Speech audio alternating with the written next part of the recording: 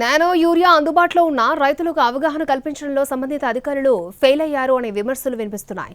గుళికల యూరియా కొరతతో రైతాంగం ఇబ్బంది పడుతోంది. ఈ టైంలో గుళికల యూరియాకు ధీటుగా నానో యూరియా పనిచేస్తుందని రైతులకు అవగాహన కల్పించే ప్రయత్నం వ్యవసాయ శాఖ అధికారులు చేయడం లేదని అంటున్నారు. నానో యూరియా 2 ఏళ్ల క్రితమే మార్కెట్లోకి వచ్చినా ఇప్పటికీ వినియోగం పెరగడం లేదు. నానో యూరియా ప్రయోజనాలపై మరింత సమాచారాన్ని మా ప్రతినిధి విజయభాస్కర్ అందిస్తారు.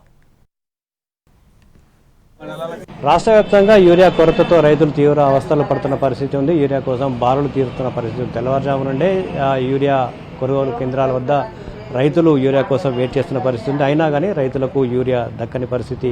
గత 2 సంవత్సరాల నుంచి కూడా నానో యూరియా అందుబాటులో ఉంది.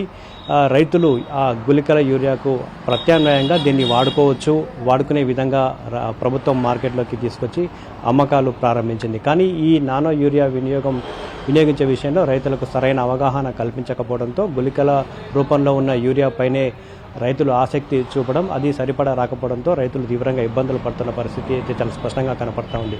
2 సంవత్సరాల క్రితమే నానో యూరియా మార్కెట్లోకి వచ్చింది.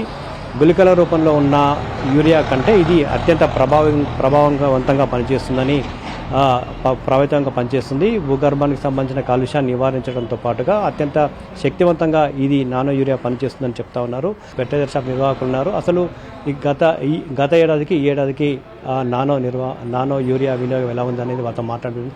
మనం చెప్పండి, అంటే లాస్ట్ ఇయర్కి ఈ ఇయర్కి తేడా ఉందా? అసలు నానో యూరియా పైన రైతులు ఆసక్తి చూపుతున్నారు. నానో యూరియా మీద ఆసక్తి కలగాలంటే రైతులకు ఫస్ట్ ఇప్పుడు ఎట్లా అలవాటైందంటే ఫస్ట్ నుంచి యూరియా దొరకడం సబ్స్టెంట్గా దొరకడం వల్ల వాళ్ళకి ఈ నానో యూరియా లిక్విడ్ రూపంలో ఉన్నదనేది అవగాహన లేదు. ఫస్ట్ వాళ్ళకి అవగాహన ఉంటే మాత్రం ఈ కొరత అనేది ఉండదు.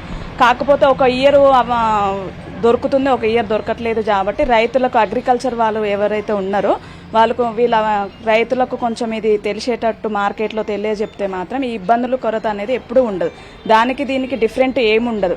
సరే, మనం కొంత యూరియా అందియగలిగినాము అంటే ఫస్ట్ దశలో ఇప్పుడు నాటేసిన 20 days లోపల యూరియా ఒక బస్తా వేసుకోవచ్చు ఎకరానికి.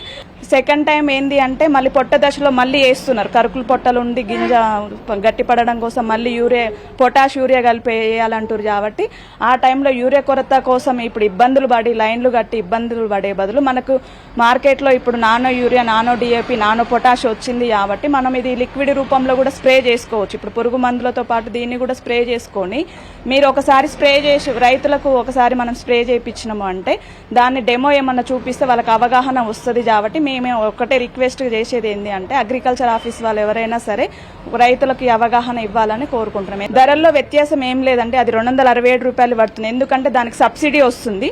ఇది 220 రూపాయలు 500 ml ఎకరానికి ఒక బాటిల్ ఇస్తున్నాము. మార్కెట్లో ఉన్న నానో యూరియాను సరిగ్గా వినియోగించుకుంటే యూరియా కొరత ఉండదు. రైతులకు సకాలంలో యూరియా అందుబాటులో ఉంటుంది, డిఏపి అందుబాటులో ఉంటుందని ఫెర్టిలైజర్ షాప్ నిర్వాహకులు కూడా చెప్తా ఉన్నారు. ఇందులో ఎవరైతే వ్యవసాయ శాఖ అధికారులు ఉంటారో వాళ్ళు చాలా కీలకంగా వ్యవహరించాలి అని కూడా విజ్ఞప్తి చేస్తున్న పరిస్థితి.